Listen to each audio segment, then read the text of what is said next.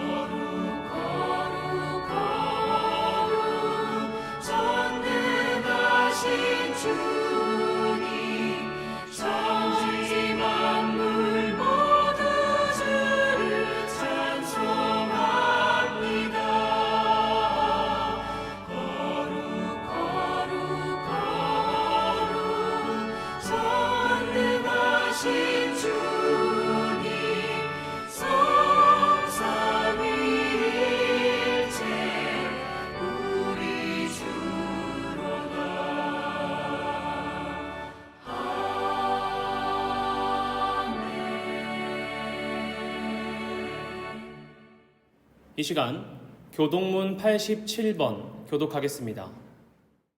또 내가 새 하늘과 새 땅을 보니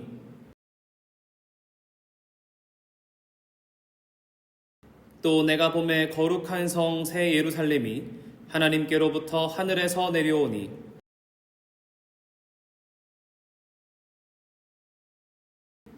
내가 들으니 보좌에서 큰 음성이 나서 이르되 하나님이 그들과 함께 계시리니 그들은 하나님의 백성이 되고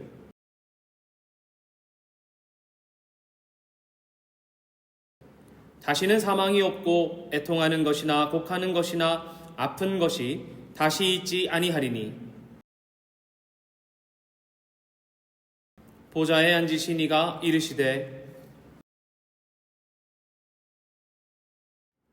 사도신경으로 우리의 신앙을 고백하겠습니다. 나는 전능하신 아버지 하나님, 천지의 창조주를 믿습니다. 나는 그의 유일하신 아들, 우리 주 예수 그리스도를 믿습니다. 그는 성령으로 잉태되어 동정녀 마리아에게서 나시고 본디오 빌라도에게 고난을 받아 십자가에 못 박혀 죽으시고 장사된 지 사흘 만에 죽은 자 가운데서 다시 살아나셨으며 하늘에 오르시어 전능하신 아버지 하나님 우편에 앉아 계시다가 거기로부터 살아있는 자와 죽은 자를 심판하러 오십니다. 나는 성령을 믿으며 거룩한 공교회와 성도의 교제와 죄를 용서받는 것과 몸의 부활과 영생을 믿습니다. 아멘. 다 함께 찬송가 96장 찬양하겠습니다.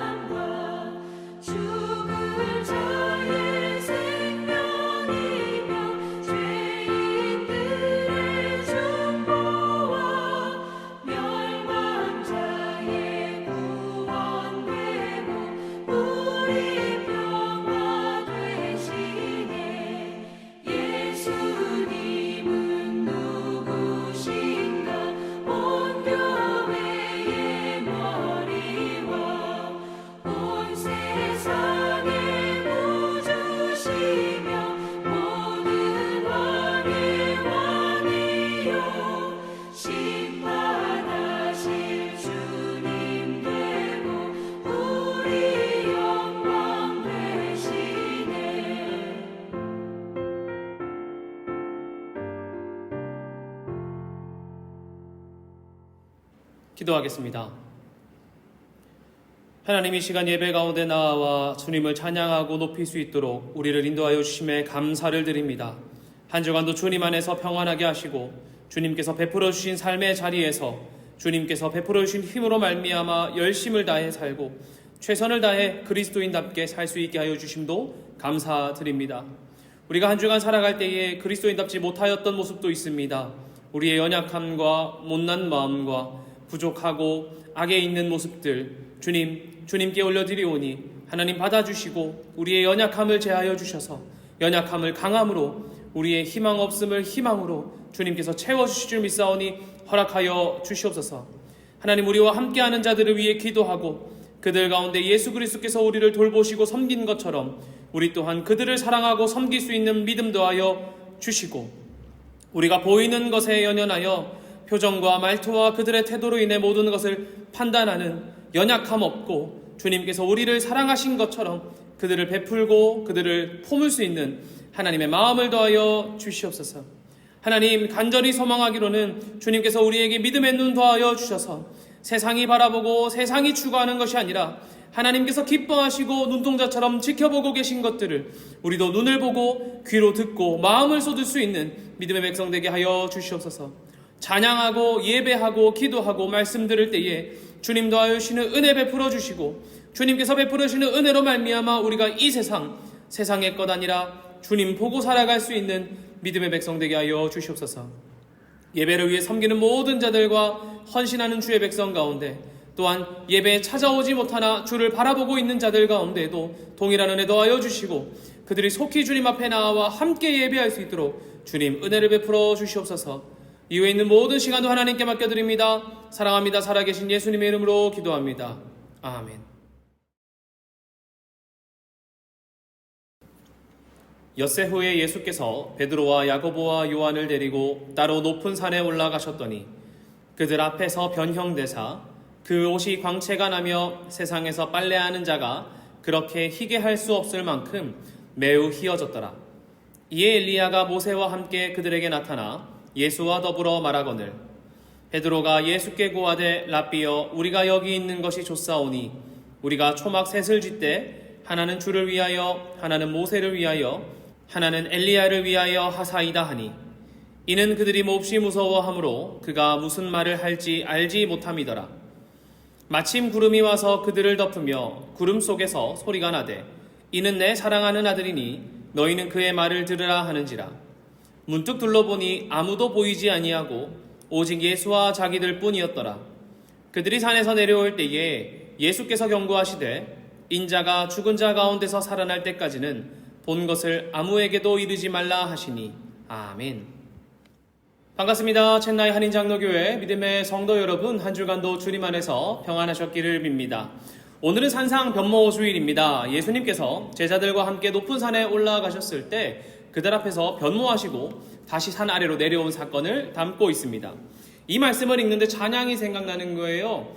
이런 찬양이죠. 주의 장막에서 한 날이 궁정에서 첫날보다 좋사오니 나의 영혼 주님을 기뻐해. 주의 장막에서라는 찬양입니다. 그런데 이 찬양은 시편 84편의 말씀을 가사로 담고 있는데 이 말씀을 읽는데 자꾸 이 찬양이 생각이 나는 거예요. 주의 장막에서 한 날이 이렇게 말입니다. 왜냐하면 5절에서 아마 이렇게 말하고 있기 때문일 것 아닌가 싶습니다. 베드로가 예수께 고하되 랍비여 우리가 여기 있는 것이 좋사오니 우리가 초막 셋을 쥐때 하나는 주를 위하여 하나는 모세를 위하여 하나는 엘리야를 위하여 하사이다 하니 아멘. 여러분 근데 저도 이 베드로의 마음을 이해할 것 같습니다. 여러분 한번 생각해 보십시오. 여러분이 만약 주님과 함께 산에 올랐는데 그곳에서 예수님의 옷이 광채가 나면서 엄청나게 희어진 거예요. 하얗게 변한 거예요. 거기다가 엘리야가 또 모세가 함께 엘리야와 모세가 예수님과 대화하고 있습니다. 여러분 그들의 믿음의 역사 가운데 가장 뛰어난 두 사람이 나타나서 예수님과 대화하고 있는 장면을 본다면 얼마나 놀랐겠습니까? 아마 어마어마한 경험이고 정말 경이로운 놀라운 순간이었을 것입니다. 그러니 그곳 가운데 머무르고 싶지 않을까요? 우리 그런 거 있지 않습니까?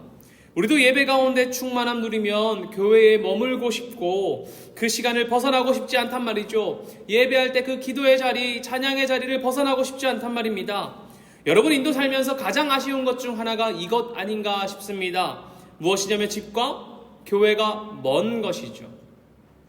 우리가 예배하는 자리에 쉽게 나와 기도할 수 없는 것이 가장 아쉽잖아요. 새벽 기도가 있으면 새벽에 잠깐 나오는 거, 수요 예배 나오는 거, 목요일날 뭐 있는 거, 금요일날 또 있는 거 잠깐 나오기가 사실 어렵잖아요. 우리는. 그러니 우리가 교회에 나오는 것이 가장 아쉬운데 이 시간이 가장 아까운데 만약에 여러분 내가 사랑하는 예수님과 심지어 엘리야와 모세가 함께 이 자리에 계시다면 얼마나 그 자리에 머무르고 싶겠습니까? 거기에 있고 싶지 않을까요? 우리도 예배의 자리를 사모하고 오고 싶고 간절히 있고 싶은데 예수님과 엘리야 그리고 모세가 함께 있다면 그곳 가운데 영원히 머무르고 싶을 것 같습니다.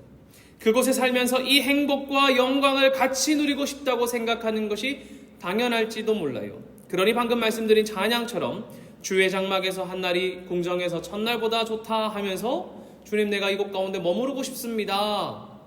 하나는 주님을 위해, 하나는 엘리야를 위해, 하나는 모세를 위해 천막을 짓고 쉬고 싶습니다. 라고 말하고 싶지 않겠습니까? 그들은 아마 이 특별한 순간을 남기고 싶었을 거예요. 여러분도 그러지 않나요? 우리 특별한 순간이 생기면 남기고 싶잖아요. 사진도 찍고 뭐 영상도 찍지요. 왜냐면 그 순간이 특별하다고 생각하기 때문입니다. 여러분이 제자들도 예수님께서 이 예수님과 함께 올라간 이 산에서 일어난 수많은 정말 놀라운 그 특별한 순간을 남기고 싶었을 거예요. 이 시간에 머무르고 싶었을 것이란 말입니다. 그런데 여러분 예수님께서 그들이 지금 경험하고 있는 이 특별한 순간을 위해 이 땅에 오셨습니까? 아니잖아요. 예수님께서 지금 그들이 경험하고 있는 이 특별한 순간만을 위해서 오셨느냐? 아니란 말입니다. 그러니 그곳 가운데 머무를 수 없는 거예요. 그래서 다시 산을 내려오시지요. 그리고 또 하나가 있다면 예수님께서 이 제자들과 함께 이 경험한 순간이 오직 그 제자들만을 위한 순간이었을까라고 생각해 본다면 저는 오늘 말씀을 묵상하면서 이 마음이 들었습니다. 예수님께서 이 세 제자만을 위해 오시는 것이 아니라 우리 모두를 위해 오신 것처럼 이 세 제자가 오늘 경험한 놀랍고 특별한 순간 역시도 이들만을 위한 순간은 아닐 것이다 라는 생각 말이죠. 이 말은 오늘 우리도 이 큰 산에 올라 예수님의 변모하는 순간을 경험하고 누려야 한다는 것입니다. 여러분, 그렇다면 이 예수님께서 변모한다는 경험이 무엇을 뜻하는 것일까요? 자, 산에 올라서 예수님께서 변하시는 모습을 보자, 이 말 무슨 말이냐 말입니다.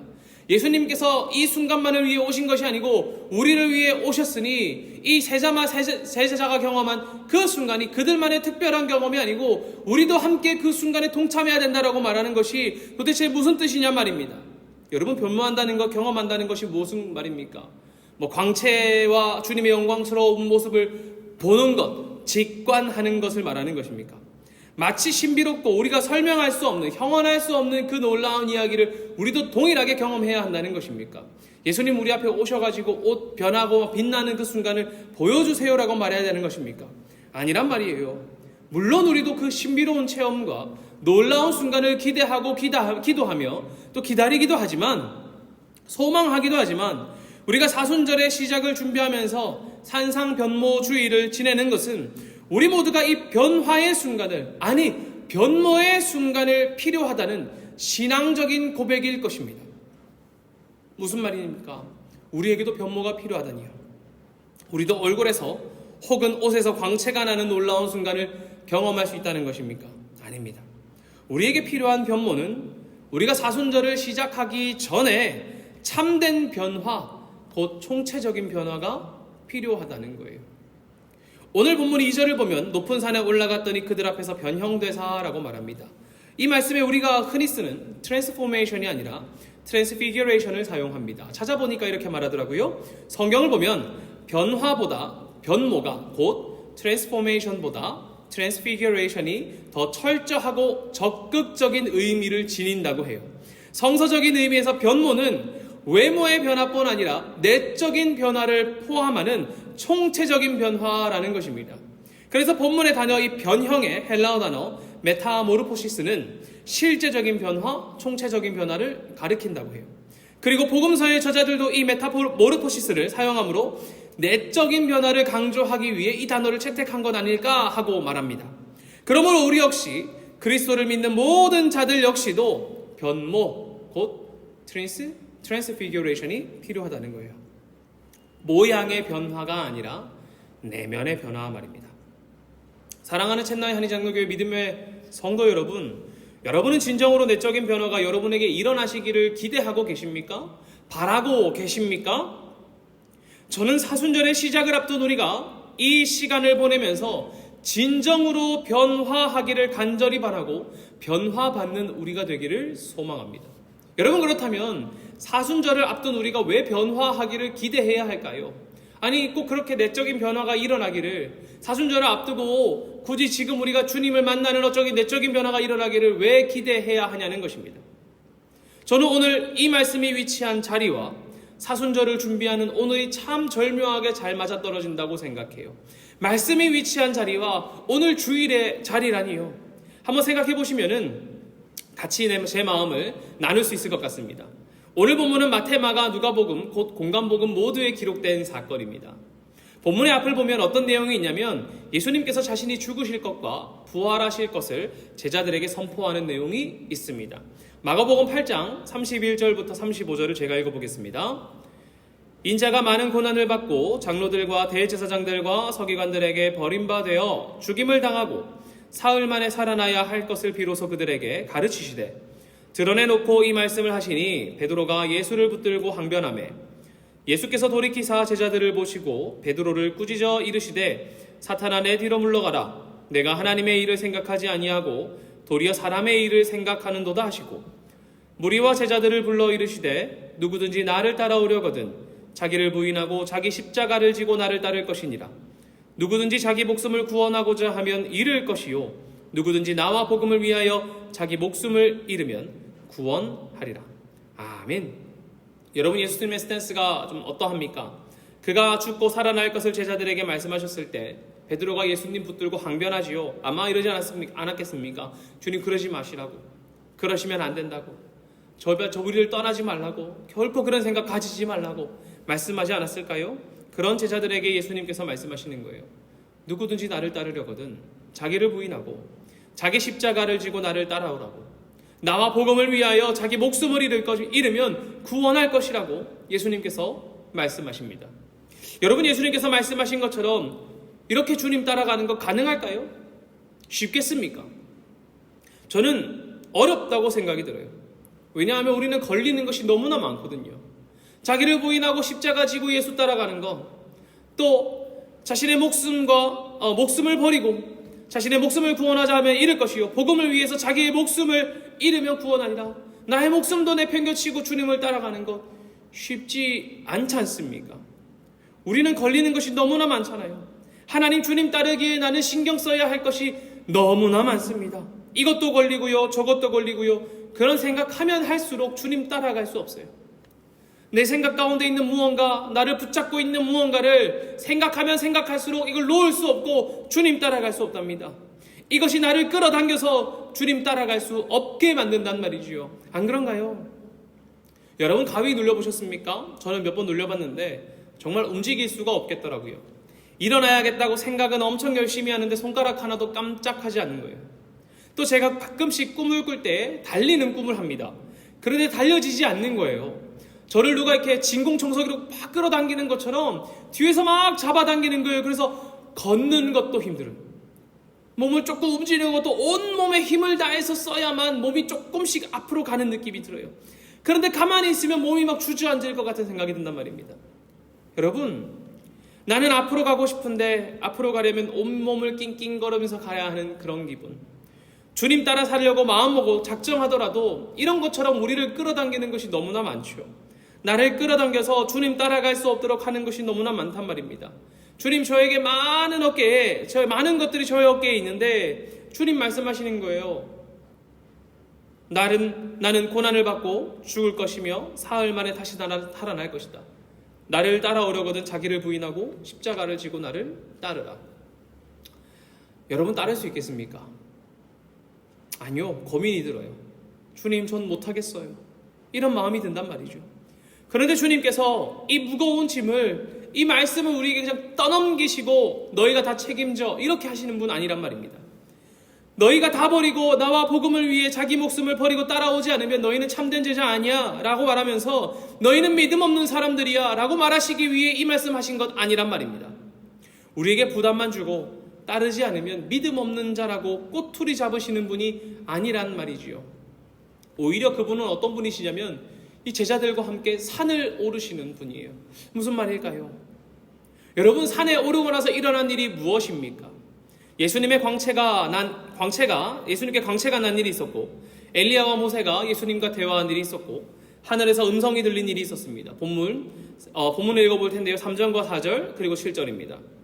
그 옷이 광채가 나며 세상에서 빨래하는 자가 그렇게 희게 할 수 없을 만큼 매우 희어졌더라. 이에 엘리야가 모세와 함께 그들에게 나타나 예수와 더불어 말하거늘 마침 구름이 와서 그들을 덮으며 구름 속에서 소리가 나되 이는 내 사랑하는 아들이니 너희는 그의 말을 들으라 하는지라. 아멘. 여러분, 이 제자들이 경험한 것이 무엇입니까? 신비로운 일이죠. 신비로운 일을 경험했습니다. 예수님께 광채가 나고 옷이 빛나게 하는 사건이 있었습니다. 여러분, 특히 마가복음에서는 그의 의복이 광채가 났다고 말해요. 의복이 광채가 나며 아주 희다고 표현했습니다. 당시 유대인들 사이에서 이 메시아가 종말에 아담의 영광스러운 의복을 회복시킬 것이라는 믿음이 있었단 말이죠. 그러니 예수님의 광채가 나고 하얀 의복이라는 것은 아담의 의복을 회복하는 왕의 즉위식과 같은 왕복을 떠오르게 했을 것입니다. 그러므로 예수님의 밝은 복장은 그가 새로운 아담이며 즉위를 앞둔 왕적인 메시아라는 것을 드러내는 것으로 이해할 수 있습니다. 그러니 그 모습을 보면서 그저 신비롭다가 아니라 예수님의 희어지고 밝고 빛나는 옷을 보면서 제자들은 느끼는 거예요. 우리가 기다려온 왕이라는 것이죠. 왕의 즉위식의 모습이란 말입니다. 그리고 엘리야와 모세를 만났습니다. 여러분, 엘리야와 모세가 어떤 사람입니까? 유다 사람들이 볼 때에 율법과 예언자의 대표이지요. 율법과 예언자의 대표입니다. 무엇보다도 두 사람 모두 산 위에서 하나님을 만난 사람이에요. 또 유대 민족 안에서 하나님의 사람을 받은 사람들이 이 모세와 엘리야였습니다. 여러분, 근데 이들이 예수 그리스도를 만나는 거예요. 여러분, 이 사람들이 어떤 사람들입니까? 예수님보다 앞서서 이 땅에 하나님 나라를 준비한 사람들 아닙니까? 그 사람들의 율법의 대표격이기도 하고 예언자들의 대표격이기도 하고 산에서 하나님 만난 사람들이고 또 민족에서 하나님의 사랑을 충만히 받은 사람들이란 말이지요. 그러니 예수님께서 이들과의 만남으로 인해서 이들이 지금까지 준비해왔고 기다려왔던 그 하나님 나라의 과업이 누구를 통해서요? 예수 그리스도를 통하여서 완성되어지는 자로 이어지는 모습으로 제자들이 바라보았을 것입니다. 또 하나 마지막 신비로운 사건은 하늘에서 하나님의 음성이 들린 것입니다. 이제 구름이 그들을 덮고 섰는데 들리는 거예요. 이는 내 사랑하는 아들이니 너희는 그의 말을 들으라 이렇게 말입니다. 그런데 여러분, 우리가 이 사건에서 주목해야 하는 것은 신비로운 음성이 들린 것이 아닙니다. 우리는 가끔 신비로운 것에 눈을 빼앗겨요. 그래서 아까 말씀드렸을 때도 광채가 난 것도 신비한 일이고 엘리야와 모세가 있는 것도 신비한 일이고 음성이 들리는 것도 신비한 일이죠. 그래서 사람들은 신비한 것에 대한 관심을 가집니다. 그런 신비한 일이 일어나야 된다고 생각해요. 그러나 이 말씀의 중심의 포인트가 무엇입니까? 신비한 음성이 들렸다는 것입니까? 아니요. 그 말의 내용이 중요한 것이죠. 음성의 내용이 중요한 것이죠. 내 사랑하는 아들이니 그의 말을 들으라, 이 말이 중요한 것이지 그 구름이 덮이고 신비로운 음성이 났다는 그것이 중요한 것이 아니란 말입니다. 여러분, 예수 그리스도를 대하여서 신비한 음성이 뭐라고 합니까? 사랑하는 내 아들이라고 합니다. 아들은 아버지의 뜻을 이어가는 사람이죠. 이 땅의 아버지의 뜻을 온전히 이루는 자가 누굽니까? 하나님 아버지의 뜻을 이루는 자가 누구이십니까? 예수 그리스도라는 것입니다. 여러분, 그러니 제자들이 산에 올라 이 신비로움을 경험했을 때에 그들은 신비로움에 머무르고자 했지만 그 신비로움을 통해 진정으로 보아야 하는 것이 무엇입니까? 바로 우리의 왕이시고 이 땅에 하나님의 뜻을 이루시고 하나님의 아들이라는 예수 그리스도를 보아야 한다는 것입니다. 그래서 제자들은 그 신비로움에 머물고 싶었기 때문에 산에 머무르고자 했지만 예수님께서는 어디로 나와요? 산 아래로 내려오시죠. 왜요? 하나님의 뜻을 이루어야 하고 왕의 역할을 해야 하고 하나님의 아들로서 주님의 일을 감당해야 되기 때문입니다. 이 사건은 제자들에게 예수님이 어떠한 분이신지 선명하게 보여줍니다. 왜 예수님을 선명하게 그리려고 노력할까요? 바로 본문의 앞장에서 언급한 처럼 자기 십자가를 지고 예수를 따르는 사람만이 그분의 고난과 죽음에 그리고 부활에 참여할 수 있기 때문입니다. 주를 따르라는 이 명령에 우물쭈물하던 사람들, 혹은 나를 끌어당기는 그 어떤 것 때문에 나아갈 수 없는 사람들에게 오늘 살에서 일어난 이 사건과 무엇보다 우리 주 예수께서 어떠한 분이신지 밝히 드러난 이 이야기는, 이 사건은 우리에게 확신이 되는 것입니다. 어떤 확신이요? 바로 주님의 고난에 참여하는 확신 말이죠. 오늘 말씀을 보면 예수님께서 모든 일을 마치기 전에는 이 일을 이야기하지 말라고 합니다.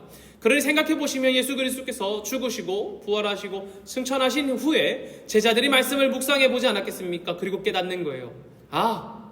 주님의 이 길에 동참하기 위해서는 어떻게 한다고요? 우리 주님을 바로 보아야 한다는 것입니다. 신비로움에 사로잡혔지만, 그때는 우리가 신비로움에 눈이 빼앗겼지만 그 신비로움 가운데 있는 중요한 의미, 예수 그리스도, 그분을 만나야 이 고난의 길에 함께 십자가의 길에 함께 갈 수 있다는 것이죠. 사랑하는 첸나이 한인장로교회 믿음의 성도 여러분, 우리에게도 이 사건이 일어나야 합니다. 신비로움을 경험하는 사건이요? 아니요. 있으면 좋겠지만 신비로운 사건보다 우리에게 필요한 것이 무엇이냐면 예수님을 온전히 알아가는 사건이 필요하다는 것입니다. 주를 알지 못하는데 어떻게 고난에 참여하자고 할 수 있겠습니까? 아니, 주를 모르는 자가 어떻게 주님의 고난과 그분의 십자가와 그분의 부활에 참여할 수 있겠습니까? 우리는 신비로움이라는 달콤함에 혹은 주님 주시는 은혜라는 열매에만 관심을 가지는 것이 아니라 주님을 온전히 알아가는 것에 관심을 두어야 할 것입니다. 우리가 주님께 관심을 둔다면 열매에만 우리의 시선을 두지 않고 그분이 걸어가신 그 삶의 여정과 삶의 고난과 삶의 모든 길을 사랑하게 될 것입니다. 추수의 기쁨만 바라고 기다리면서 매일의 수고를 등한시한다면 우리는 결코 바라는 추수를 할 수 없을 것입니다. 우리가 예수님을 바로 알기를, 주님이 우리에게 어떤 분인지 온전히 알기를 기대하고 기도한다면, 그리고 우리가 주를 마주한다면 우리는 주님 주시는 열매뿐 아니라 그분의 삶과 그분의 고난과 그분의 죽음 역시도 사랑하게 될 것입니다. 그리고 동참하게 되겠지요. 여러분, 사순절은 어떤 날입니까? 찾아보니 이렇게 말하더라고요. 부활절을 앞두고 약 40일간 몸과 마음을 정결하고 경건하게 하며 지내는 절기, 이렇게 말입니다. 사순절의 시작은 죄의 수요일로 시작하여서 죄를 이마에 바르고 죄를 고백합니다. 그리고 예수님의 행적을 따라 그분의 가르침을 듣고 고난주간을 지나며 그의 고난에 동참하고 십자가의 고통을 느끼며 또 순환을 함께 받고 결국 주님의 부활에 동참하여 기쁨을 누리는 것입니다. 고난의 길을 건너 기쁨의 순간을 맞이하는 것, 우리가 이것을 함께 보아야 합니다. 우리가 이 기쁨을 맞이하기 위해 고난을, 죽음을 걸어야 한다는 것은 그저 단순한 결단으로 할 수 있는 건 아닙니다. 사순절을 보내면서 그 부활의 기쁨을 맞이하기 위해서 고난의 길을 건너야 되는데, 그래 40일 견뎌보지, 이런 결단으로 걸을 수 있는 것이 아니란 말이지요. 우리에게는 무엇이 필요한 것입니까? 온전한 변화가 필요한 겁니다. 바로 트랜스피규레이션이 필요한 거예요. 내적인 변화, 우리가 따르는 예수 그리스도가 누구인지 알고 온전히 믿는 믿음과 그 믿음으로 인해 말씀으로, 그 믿음으로 인해서 예수님께서 말씀하신 그 십자가를 함께 지고 걷고자 하는 결단, 그것이 필요한 것입니다. 사랑하는 여러분, 우리가 이를 위하여서는 간절히 소망하고 결단해야 합니다. 하나님, 우리에게는 변화가 필요하다고요. 우리가 신비로운 것 혹은 주님 더하여 주시는 은혜라는 열매에만 관심 두는 것이 아니라 주님 우리에게 말씀하신 것처럼 함께 십자가 지고 가자고 말씀하신 주님 따라서 걷고자 하는 결단이 필요합니다. 무엇을 하여서요? 변화하여서요. 하나님, 우리에게 변화가 필요합니다. 내 안에 영적인 변화가 일어나고 주님을 향한 진실과 신실함으로 주님께서 걸으신 걸음과 주님의 고난에 동참하겠다는 참된 결단이 있게 해달라고 우리는 주님께 바라야 합니다. 소망해야 합니다. 하나님, 그저 주님께서 주시는 그 기쁨만 누리는 것이 아니라 하나님, 나와 함께 걷자고 말씀하신 그 고난의 길을 같이 걷고 싶습니다 라는 결단이 필요하단 말이죠. 이를 위해 우리는 변화가 필요한 것입니다. 하나님, 나를 변화시켜 주시옵소서. 오늘 예배할 때에 사순절 기간 동안 주님의 십자가의 고난에 동참할 수 있도록 하나님, 내 마음 가운데 영적인 변화를 이루어주시고 내적인 변화를 일으켜주시고 나의 주 하나님을 온전히 믿는 믿음을 더해달라고 우리는 결단해야 합니다. 그래서 사순절 이 기간 동안 죽음을 향해 달려가는 주님과 함께 죽고 주 예수님과 함께 부활의 기쁨을 맞이하는 우리 교회가 되게 해달라고, 여러분이 되게 해달라고 간절히 기도하고 바라지 않으시겠습니까? 그리하여 주님께서 주시는 변화와 기쁨으로 말미하여 이번 사순절 기간 주님과 함께 걷고 주님과 함께 죽고 주님과 함께 살아나는 여러분들 되시기를 간절히 소망합니다. 기도하겠습니다. 하나님, 주님께서는 우리에게 십자가 지고 함께 가자고 말씀하십니다. 그러나 우리를 끌어당기는 수많은 것들이 있고 어려움이 있습니다. 그때에 주님, 우리에게 결단 하나 하지 못한다고 책망하시는 분 아니시고, 그것 하나 던지지 못한다고 우리를 꼬투리 잡으시는 분 아니고, 우리를 이끌어 십자가, 그리고 우리를 이끌어 큰 산을 오르시는 분이십니다. 산에 올라 주님의 그 신비로움 안에서 주님이 우리의 왕이시고 하나님 나라의 성취를 이루실 분이시며, 무엇보다 하나님의 아들로서 아버지의 뜻을 이루실 분인 것을 보여주셨습니다. 하나님, 우리가 신비로움에 사로잡혀 제대로 보지 못하고 이곳에 머무르고자 하는 자들 되지 않고 예수 그리스도의 죽음과 부활 이후에 다시 이 말씀을 묵상하면서 그 말씀, 그 신비로움 가운데 주님이 우리의 왕이셨고 메시아였으며 하나님의 아들이었음을 고백하는 믿음 더하여 주셔서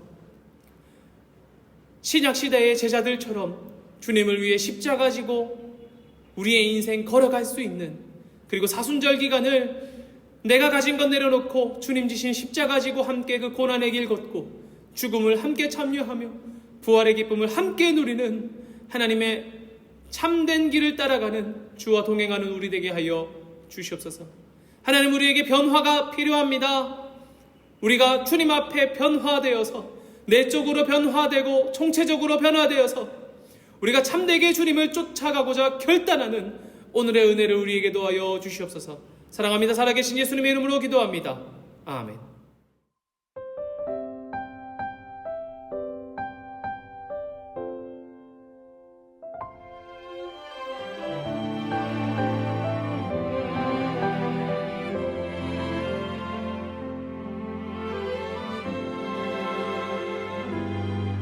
내가 누려왔던 모든 것들이, 내가 지나왔던 모든 시간이, 내가 걸어왔던 모든 순간이 당연한 것 아니라 은혜였어. 아침 해가 뜨고 저녁에 노을, 봄의 꽃향기와 가을의 열매, 변하는 계절의 모든 순간이 당연한 것 아니라 은혜였어.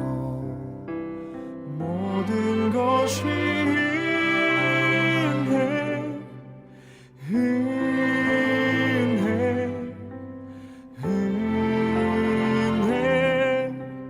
한없는 은혜. 내 삶에 당연한 건 하나도 없었던 것을 모든 것이 은혜였어.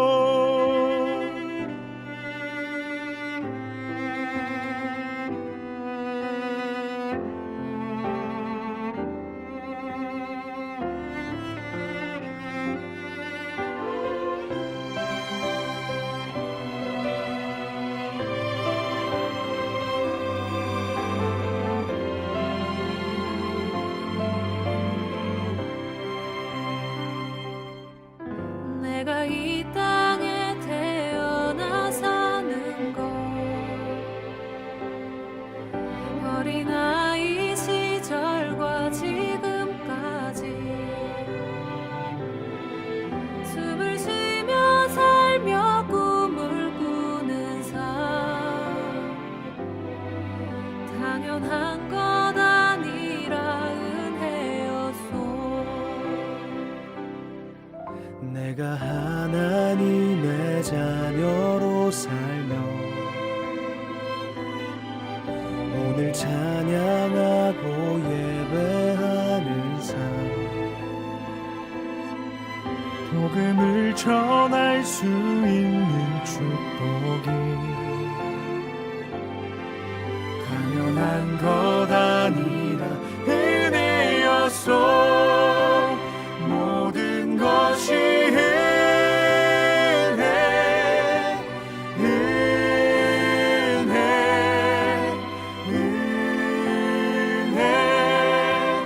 한없는 은혜. 내 삶에 당연한 건 하나도 없었던 것을 모든 것이 은혜였소. 모든 것이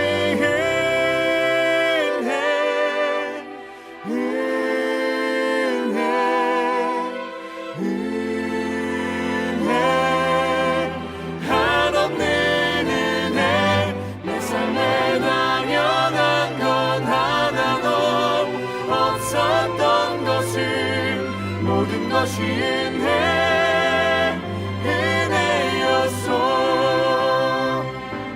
모든 것이 은혜였소.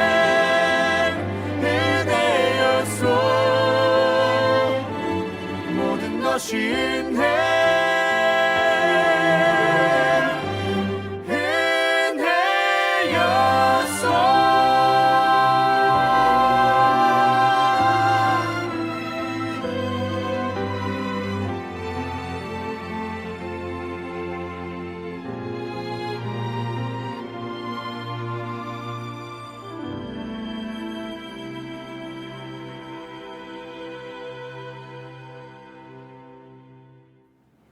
봉헌기도 하겠습니다. 하나님, 주님 주신 것의 일부를 떼어 하나님께 돌려드립니다. 우리의 돌려드림으로 말미암아 하나님 기뻐하시는 그곳 가운데 이 물질들을 사용하여 주시고, 또 11조와 감사헌금과 선교헌금과 주일헌금으로 드린 각각의 손길 속에 복의 복을 더하여 주시옵소서.